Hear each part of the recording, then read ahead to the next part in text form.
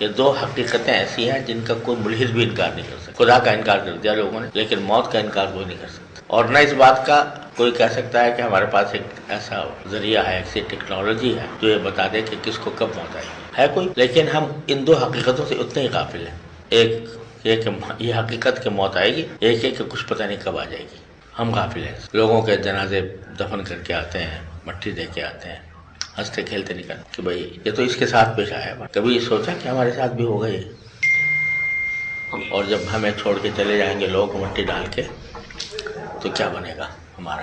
تو یہ زندگی کا جو ایک لمحہ ہے، اللہ تعالیٰ نے ایک سرمایہ دیا، تو اس سرمایہ سے فائدہ اٹھانے کی ضرورت ہے. یہ سرمایہ روز پگھل رہا ہے، ہر لمحے پگھل رہا ہے، اور کوشش یہ ہونی چاہیے کہ یہ جو سرمایہ ہے یہ ہمیں نفع دے، کہیں اور جا کر نفع دے. اور اس کا راستہ یہ ہے کہ اپنی زندگی کو آدمی اللہ تعالیٰ کی رضا کے مطابق بنا لے. جو کام کرے اللہ کے لیے کرے، یہاں تک کہ روزی کمائے وہ بھی اللہ کے لیے، اور ملازمت کرے وہ بھی اللہ کے لیے، اس کے حقوق ادا کر کے اور اس کو اللہ تعالیٰ کا فضل سمجھ کر. قرآن کریم میں ہر جگہ روزی کمانے کا ذکر فضل اللہ، فضل اللہ، اللہ کا فضل، اللہ کا فضل. تو اس فضل کی قدر کرے اور اس کو صحیح استعمال کرے. جس مقصد کے لیے لگایا گیا انسان کو اس مقصد میں استعمال کرے، اور اللہ تعالیٰ سے تعلق بڑھائے. اللہ تعالیٰ سے تعلق بڑھائے کہ ہر لمحے انسان کسی نہ کسی طرح اللہ تعالیٰ سے جڑا ہوا ہو. کبھی دعا کر کے چھوٹی چھوٹی حاجتیں بھی اللہ تعالیٰ سے مانگ کر، یا اللہ میں دفتر جا رہا ہوں، آسانی سے پہنچ جاؤں، جو کام وہاں پر ہے وہ آسانی سے میں کر لوں، جو کام ہو وہ آپ کی رضا کے مطابق ہو، کہیں بھٹک نہ جاؤں. دل میں مانگتے چلے جاؤں. اور جب کوئی نعمت حاصل ہو تو اللہ کا شکر، کہ اللہ آپ کا شکر ہے، آپ نے نعمت دے دی. گھر میں داخل ہو رہے ہیں، گھر میں والوں کو اچھا عافیت سے پایا، ٹھیک ٹھاک ہیں، الحمدللہ. تو دل میں شکر ادا کریں کہ اللہ تعالیٰ نے، اگر میں اس حالت میں آتا کہ گھر میں کوئی خدا نہ کرے بیمار ہوتا، کوئی تکلیف میں ہوتا، تو کیا میرے اوپر گزرتی. اللہ نے مجھے عافیت کے ساتھ داخل کر دیا، اس پر شکر اللہ تعالیٰ. تو یہ جب چلتے پھرتے اٹھتے بیٹھتے ہر نقل و حرکت میں بندہ اللہ تعالیٰ سے مانگتا ہے اور اللہ تعالیٰ کا شکر ادا کرتا ہے نعمتوں پر اس کی. ہمارا حال یہ ہے کہ نعمتوں میں ڈوبے ہوئے ہے کہ نہیں؟ آنکھ نعمت، کان نعمت، زبان نعمت، ہاتھ نعمت، پاؤں نعمت. ذرا کہیں سے بال بیکا ہو جائے تو پریشانی. لیکن اللہ تعالیٰ نے پورا نظام دے رکھا ہے. ابھی ہم کھانا کھا لیا، ہم نے جو چیز اچھی لگی وہ مزے سے کھا لی. اندر جا کے کیا کر رہی ہے کچھ پتہ ہے؟ وہ اندر جا کے کیا، اسی سے خون بن رہا ہے، اسی سے جو ہے قوت آ رہی ہے، اسی سے ناخنوں تک کو غذا پہنچ رہی ہے، ہاتھ کو، پاؤں کو، سب جگہ غذا پہنچ رہی ہے. اس کو کھا پی کے فارغ ہو گئے، چل دیے. کون کر رہا ہے یہ سب؟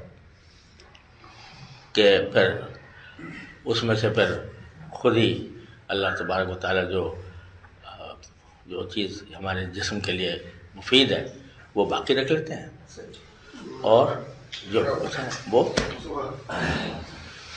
باقی جو وہ چیز تھی جو نظر مضر ہوتی، جو پریشان کرتی، اس کو خود بخود نکالنے کا ایک راستہ ایسا تجویز کا بنا دیا ہے.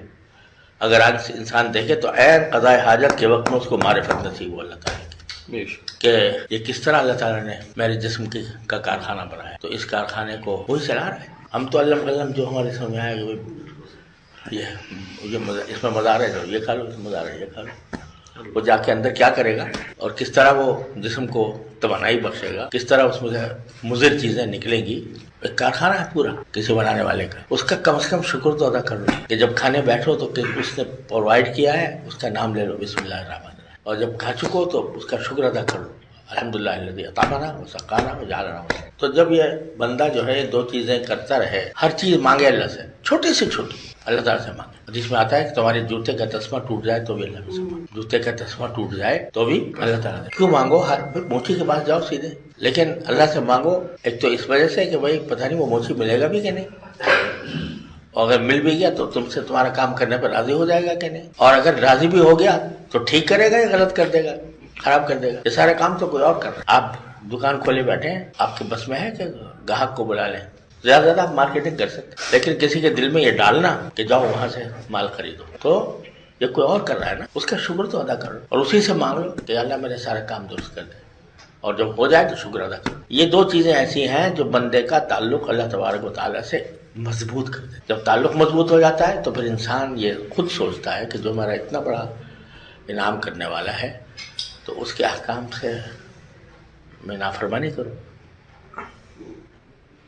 اور یہ بھی پتہ ہے کہ کل کو موت آنے والی ہے, اس کے سامنے جواب دینا ہے ہر چیز کا.